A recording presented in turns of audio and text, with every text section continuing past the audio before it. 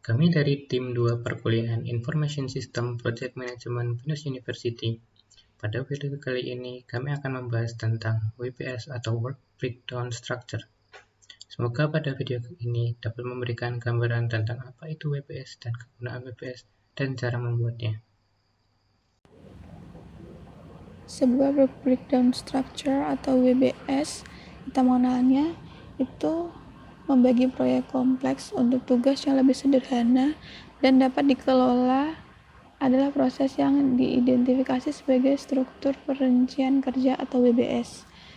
Nah, biasanya manajer proyek menggunakan metode ini untuk menyederhanakan eksekusi proyek. Di WBS, tugas yang jauh lebih besar dipecah menjadi potongan pekerjaan yang dapat dikelola.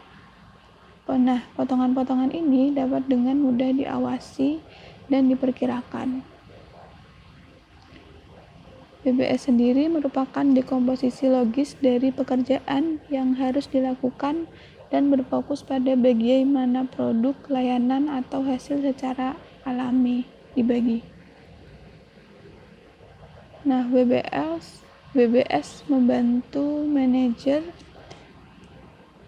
yaitu dengan memfasilitasi evaluasi biaya, waktu, dan kinerja teknis organisasi pada suatu proyek.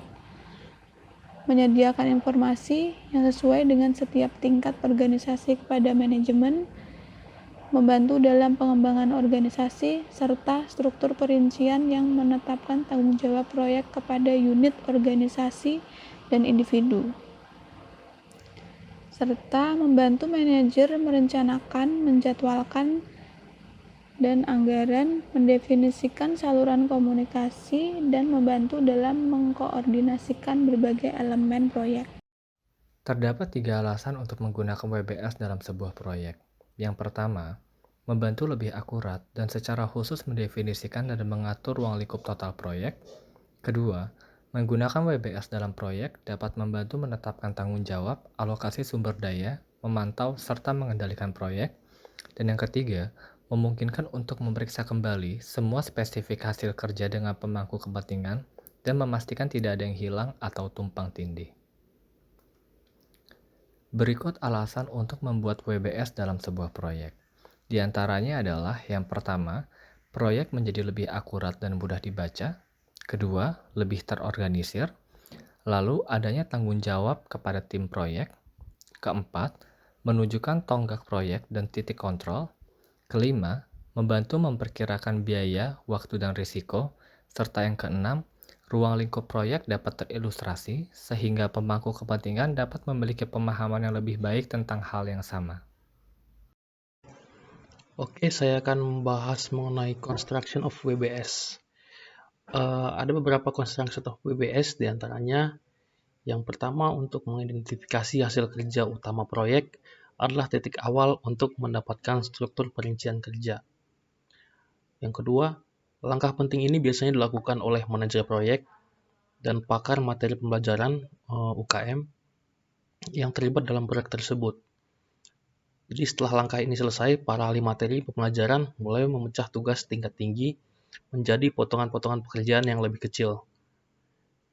Yang ketiga, dalam proses memecah tugas, seseorang dapat memecahnya menjadi tingkat detail yang berbeda. Seseorang dapat merinci tugas tingkat tinggi ke dalam 10 subtugas sementara, yang lain dapat merinci tugas tingkat tinggi yang sama ke dalam subtugas yang sama juga. Yang terakhir ada goals of WBS, yaitu memberikan visibilitas pada upaya kerja penting, memberikan visibilitas pada upaya kerja yang berisiko. Yang ketiga, ilustrasikan korelasi antara kegiatan dan hasil kerja. Dan yang terakhir itu ada memperlihatkan pemilik yang jelas oleh pemimpin tugas. Di sini saya akan memberikan penjelasan sedikit tentang Microsoft Project. Apa itu Microsoft Project? Microsoft Project adalah salah satu produk perangkat lunak manajemen proyek yang dikembangkan dan dijual oleh Microsoft. Microsoft Project ini dirancang untuk membantu manajer proyek dalam mengembangkan jadwal, pengembangan sumber daya, untuk tugas-tugas, melacak kemajuan, dan mengolah anggaran, dan menganalisis beban kerja. Berikut adalah gambaran aplikasi Microsoft Project.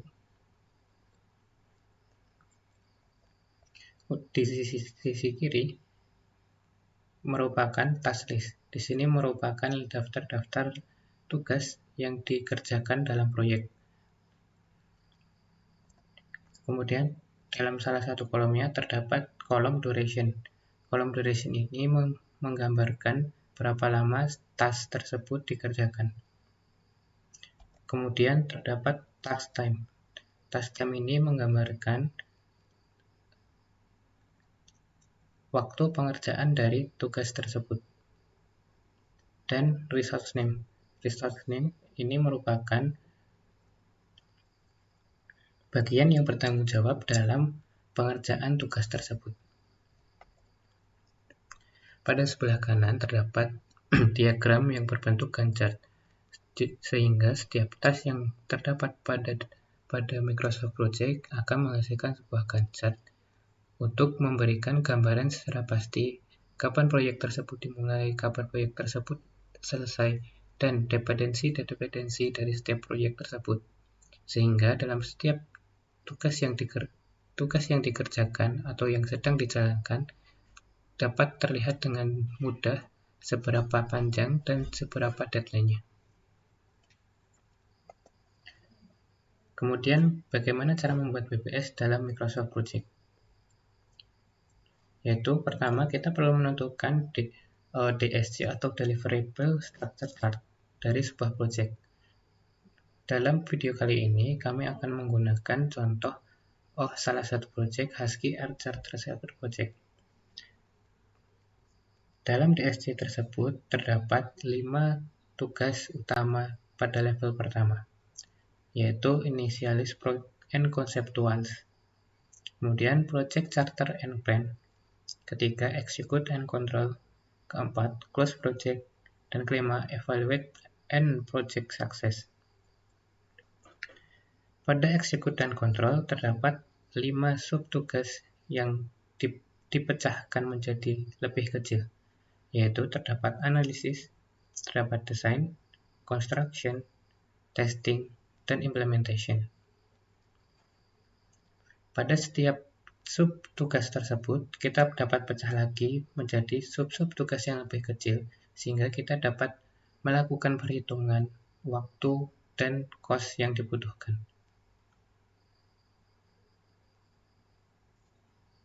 Kecil. Sebagai contoh, di sini terdapat 3 task utama.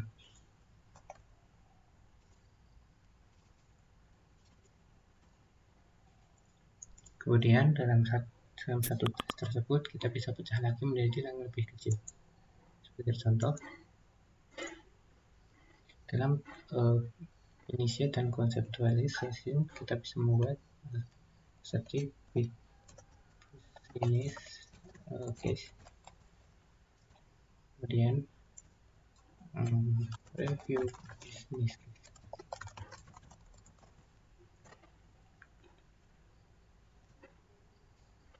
Jika dilihat dari di sini, initialize dan conceptualize dengan business case dan review business case masih dalam satu level. Untuk menjadikannya level di bawahnya, kita dapat menggunakan icon ini, yaitu indent task. Dengan seperti ini, business case dan review business case menjadi menjadi subtask dari initialize dan conceptual base.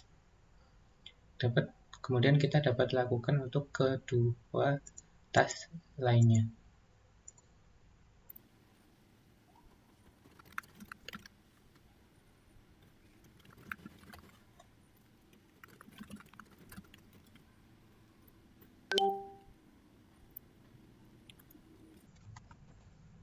Dapat juga ketika kita sudah membuat satu task, kita juga dapat melakukan indent task. Kemudian ketika kita membuat task baru, maka otomatis akan membuat dengan level yang sama.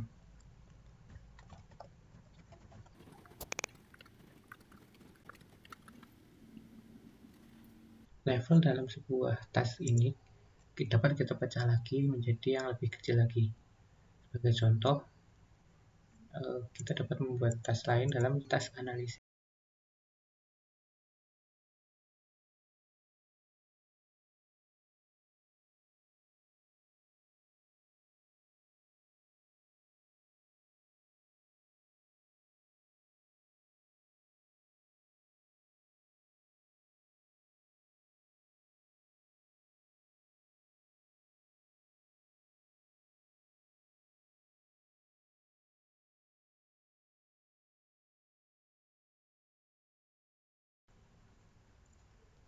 Kemudian setiap task yang telah kita buat, kita dapat memberikan durasi dari setiap task.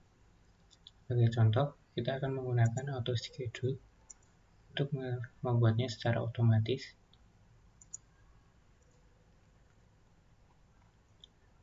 Dimulai dari business case 1 hari, dan dapat dilanjutkan pada task-task yang lainnya.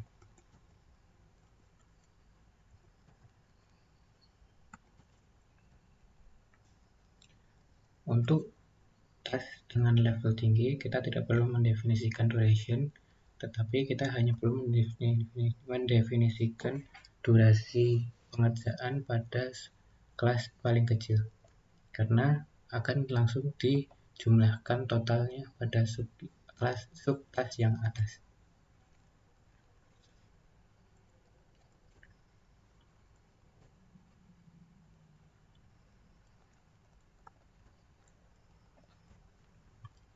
Jika dilihat di sini, kemungkinan akan menggunakan task ini masih dapat dipecah lagi karena pengerjaannya dalam 20 hari.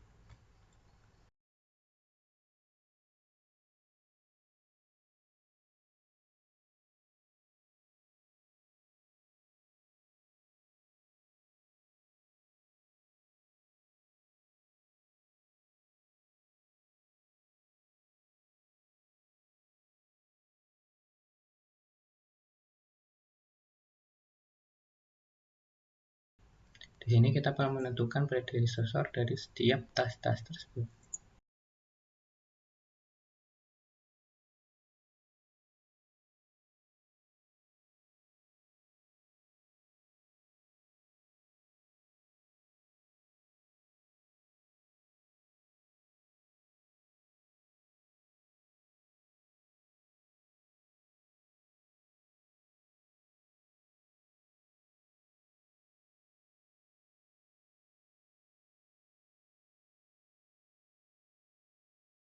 Setelah itu, WPS sudah selesai dengan terlihat setiap timeline dari setiap task-task tersebut.